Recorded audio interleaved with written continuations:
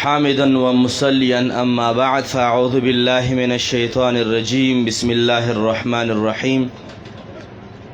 پشوق باندې درود شریف وای اللهم صل على سيدنا ونبينا محمد وبارك وسلم عليه الصلاة والسلام عليك يا سيدي يا رسول الله الصلاة والسلام عليك يا سيدي يا حبيب الله الصلاة والسلام عليك يا سيدي يا إمام المتقين وعلى آلك وأصحابك يا سيدي يا مرشدي يا محبوب رب العالمين الحمد لله د خیبر د علماء کرامو په کاوش او په مهنت سره د نورو کالونو په شان دی یو ځل بیا په دغه ګراوندونو کې د جشن عید میلاد النبی صلی الله علیه وعلى آله وصحبه وسلم انعقاد شو. زه د ټولو نه اول د خپل علماء کرامو او بیا د ټولو معاونینو د راتلونکو کشرانو مشرانو شکریا ادا کوم چې دغه میلاد شریف پر اتک باندې ځانونه ښایسته کړل. بیا تیر په تیره د لرې او د نږدې نه ملمانه نعتخوانان علماء کرام مشایخ اعظامو ته هم زړه د کومې نه هرکلی او ستړي مشي وایم. او بیا خصوصا زمونږ استاسو د علاقې ښکلا د پارلیمنت لاجز او د اسمبلیانو حسن او زینت د علماء کرامو مقتدا او رهنما د تمامو علماء کرامو د سرتاج او په شرق او په غرب باندې په صفات کمالیو سره موصوف شخصیت زما مراد د هغې نه پیر طریقت رهبر شریعت منبع صفات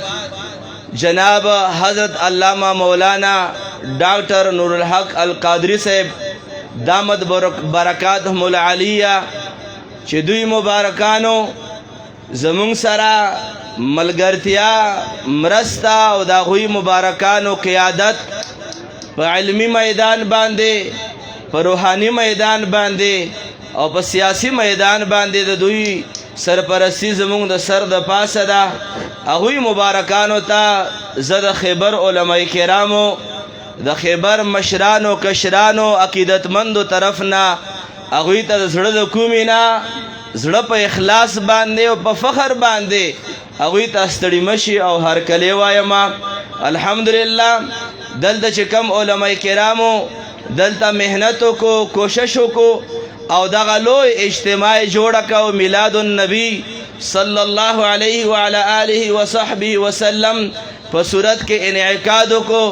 دام په حقیقت کې دغه صاحبانو مبارکانو فیضان او برکت ته زه تقریر عرض کول نه غواړم خو یوه خبره ضرور د صاحب مبارک ته دعوت نه وړاندې عرض کول غواړم او هغه دا چې مونږه ته چې کوم صاحبانو مبارکانو مشرانو صاحبانو مبارکانو کم تعلیمات پرېښودي دي هغه دا دي چې دغه وطن دغه علاقه دغه حجرې او دغه کورونه دا یو ځل بیا د حضور مبارک سره په عقیدت او د محبت په بنیاد باندې خپل کورونه په شنو جنډو باندې وځلوئ، په خپلو شنو جنډو باندې په لایټونو باندې او د خپل عقیدې او د محبت اظهار دا د حضور مبارک سره ضرور وکئ. هسې نه چې مونږ په ډېرو خبرو کې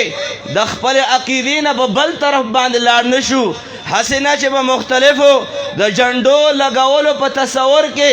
د ګنبد خضرا شریف جنډه رانه چرته پاتې نشي، چرته لایټونه رانه پاتې نشي، جنډې رانه پاتې نشي. او تیر په تیر باندې الحمدلله صاحب مبارک د مخ مبارک نه او د غوږونو مبارک نه دا خبره تیرول غواړم چې تیر کال هم مونږه په 40 ورځو کې د خیبر علماء کرام میټینګ کوي. په هر 40 ورځو کې علماء کرام د 40 ورځو کارکردګي پیش کړي چې چرته مونږ ترجمه شروع کړي په کمو زنانو کورونو کې درسونه روان دي کومه مدارس دي په کومو طریقو باندې روان دي عوام الناس سره زمونږ لین دین د جنازو تعلقات روابط څنګه دي او ورسره د دې خبرې هم مونږ په خپل مینس کې میټینګ کوو چې په تیر کال باندې څومره شبینې وشوي په تیر کال باندې څومره میلادونه وشول تاسو به دا خبره نه منئ چې په تیر کال باندې صرف د نخیلو په سیمه باندې 38 شبینې شوي وي او دارنګې د ولی خیلو په سیمه باندې 22 شبینې شوي وي او د دین علاوه په روانه میاشت کې هم په تیر کال باندې میلادونه شیو گزارش مداده چې هغه شبینو